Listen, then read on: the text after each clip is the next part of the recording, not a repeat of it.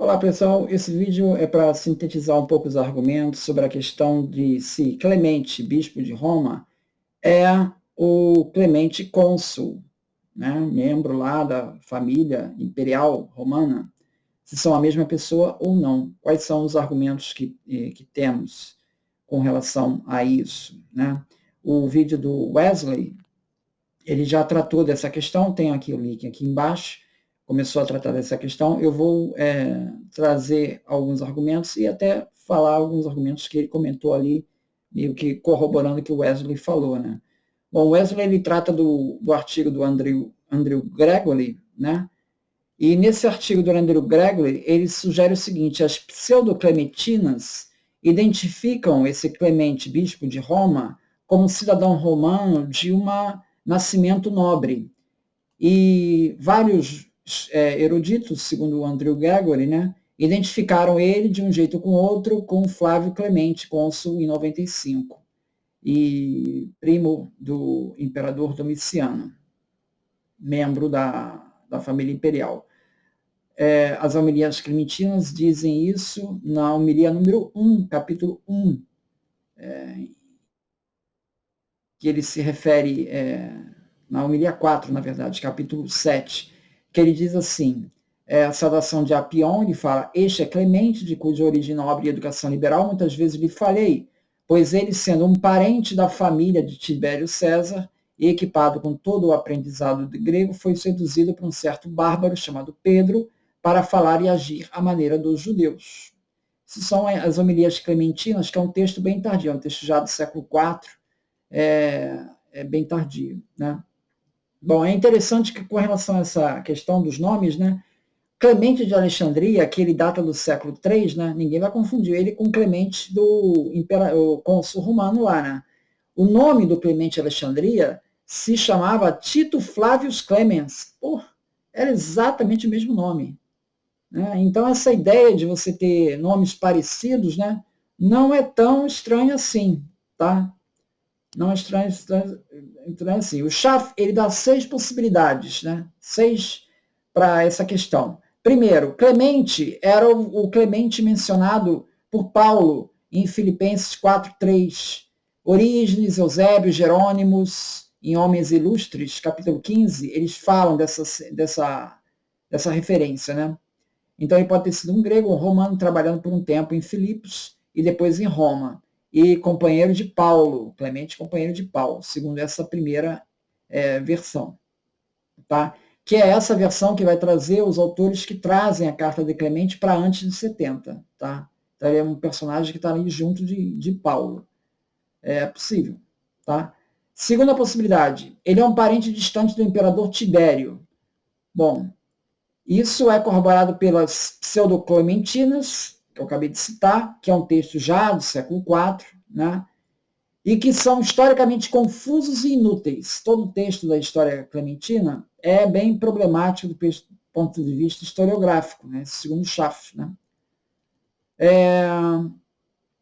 O cônsul Flávio Clemente, né, o primo de Domiciano, foi morto pelo Domiciano por ateísmo, ou seja, o que na época poderia possivelmente significar fé cristã. Né? A esposa dele, a Domitila, ela foi banida para uma ilha.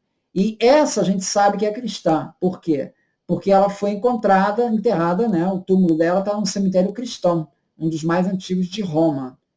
Então, a Domitila, essa é cristã. O Flávio, há dúvidas. Né?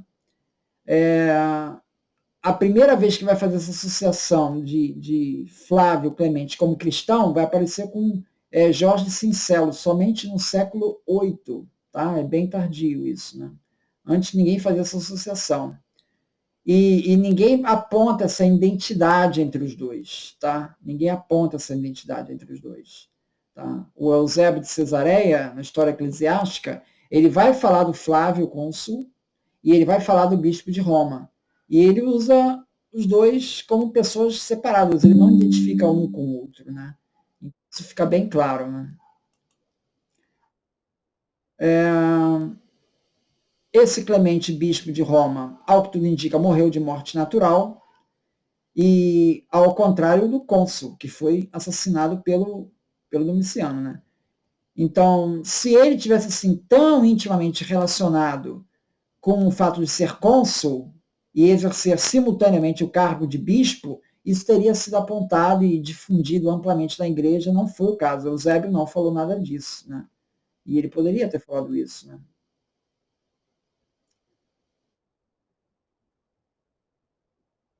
Outra possibilidade é que ele foi um liberto judeu, ou filho de um liberto, que trabalhava na casa imperial, na casa do Flávio Clementes.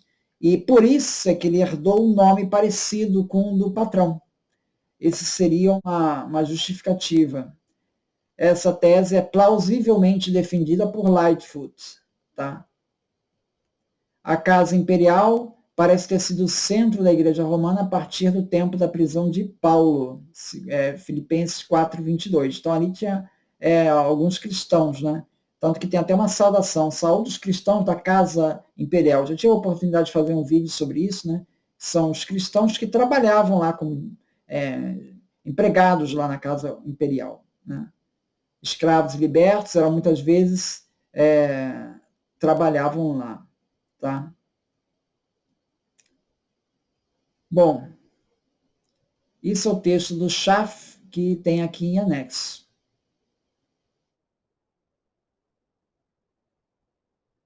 Bom, a maioria dos escritores modernos, então, tem argumentado contra essa identificação dos dois Flávios, que já foi moda no passado, mas que hoje já está meio abandonado na historiografia, isso já não é colocado. Tá? A referência mais antiga que o cônsul senador Clemente era cristão é de George Sincelos, do século VIII. Né? Isso está no texto do Donald McFadden, que segue aqui também em anexo. O Luther Clark, ele diz o seguinte, que o cristianismo de Clemente derivava do Antigo Testamento interpretado à luz da nova revelação.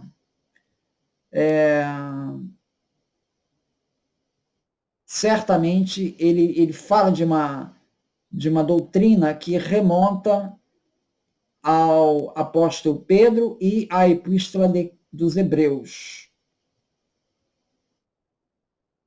Quando ele diz principalmente assim, que Jesus Cristo é a nossa salvação, o sumo sacerdote de nossas ofertas, o defensor e ajudador de nossas enfermidades. Então, identificar Jesus como sumo sacerdote, isso remete uma ideia que é derivada da carta dos Hebreus, tá? Provavelmente. Isso na carta do Clemente.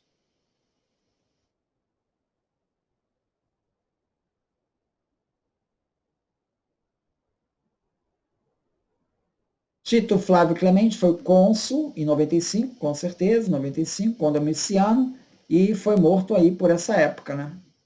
Sendo primo irmão do imperador. Ele foi acusado de ateísmo, que relacionado com a adoção de costumes judaicos. Um cônsul dificilmente poderia ser um cristão professo. Ele não teria como fazer isso, porque ele acabou morrendo por suspeita de judaísmo. Imagina ele exercer um cargo de bispo, né?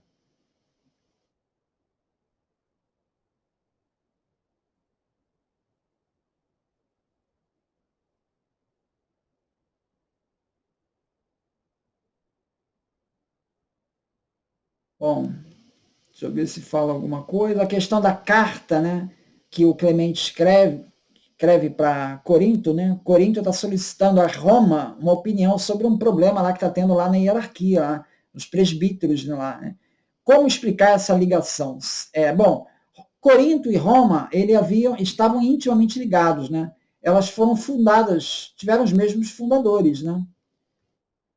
O Dionísio de Corinto ele dizia o seguinte: você uniu o plantio que veio de Pedro e Paulo, tanto dos romanos quanto dos coríntios, pois de fato ambos plantaram também nossa Corinto e igualmente nos ensinaram, tá? Isso Dionísio de Corinto se refere. Então essa origem comum é que dava esse vínculo. Então nada mais natural que ele pediu uma opinião para Roma sobre como resolver um problema. Então, não há nenhuma sugestão aí de que há uma autoridade da Igreja de Roma sobre a Igreja, ou um papado, isso não é evidente na carta de Clemente. Pelo contrário, Clemente sugere que ele responde toda hora usando nós, está sempre se referindo a nós. Então, isso sugere que não existe um bispado ali em Roma. Pode ter mais de um fazendo um co-bispado. Essa tese também é defendida pelo Lipsius, né, que estuda ali, ele quase que traça uma hierarquia, uma lista dos primeiros bispos de Roma. Né?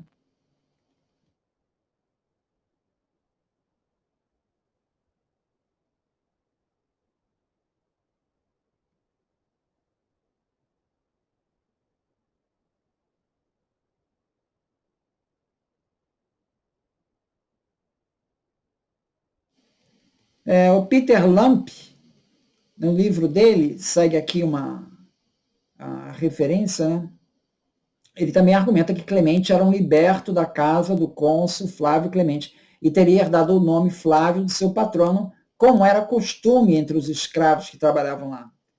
Então, segundo Peter Lamp, não há base para identificar Clemente de Roma como senador, sendo a mesma pessoa, como se fazia no passado. Isso é interessante porque a Multiversal ela citou na live dele, segue aqui o link, né, que ela citou inclusive o texto do Peter Lamp, como corroborando a tese deles. E, no entanto, o Peter Lamp ele é claro sobre isso, quer dizer, isso não foi colocado na live deles. Eu acho que houve uma falha ali razoável, né? Porque você dá a entender que o Peter Lamp está corroborando a sua tese, na verdade não está. Ele está sendo bem claro que ele diz que não identifica Clemente Romano como senador, a mesma pessoa. Como isso se fazia no passado. Nesse sentido, temos de excluir os relatos das pseudo-clementinas, que eu comecei meu vídeo falando dela, que são posteriores ao século III.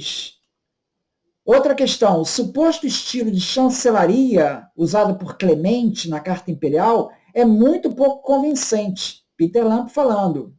No capítulo 37, Clemente faz referência à hierarquia dos soldados romanos, tá? E se refere à hierarquia que aparece em Êxodo 18:21, mas que não consta das legiões romanas, o que revela um desconhecimento de que um cônsul não teria como ignorar. Quer dizer, aqui é a parte que eu achei mais problemática do vídeo da Multiversal, porque eles citam o livro do Peter Lamp. Eles leram essa passagem em que ele fala, em que ele faz ali uma hierarquia no capítulo 37 de postos de comando das legiões romanas. E ali ele cita um cargo que não existe. É a mesma coisa que eu falar assim, olha, fulano, ele faz parte do exército, ele é almirante do exército. Cara, mas não tem almirante em exército, entende? Como é que uma pessoa vai fazer um erro grosseiro desse? O Clemente faz esse erro grosseiro quando ele lista lá um cargo que não existe. Isso o Peter Lamp está falando, cara. Aí a Multiversal pegou esse texto para dizer que a fala de exército corroborava a linha imperial do Clemente, quando é exatamente o contrário. O Peter Lamp está usando esse argumento. Cara, ele não tem nada a ver com o consulado, porque ele comete um erro básico. Quer dizer, essa parte aqui foi a que realmente eu não entendi por que eles citaram isso e ainda mudaram, inverteram, eles fizeram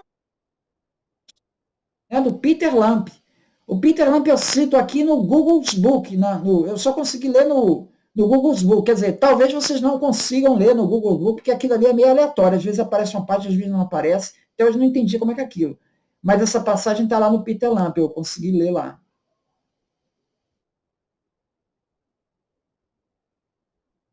Outra questão que eu queria trazer é essa questão que o Liber Pontificalis, ele informa que Clemente de Roma morreu mártir, tá? Mas não é isso que aparece em Jerônimo. Jerônimo, né, Homens Ilustres, capítulo 15, não fala isso, né? Bom, o Cassius Dio, em História Romana, livro 67.14, ele se refere à morte do Flávio Clemente, que foi acusado de ateísmo, por ter se desviado para os costumes judaicos, e sua condenação à morte. Tá?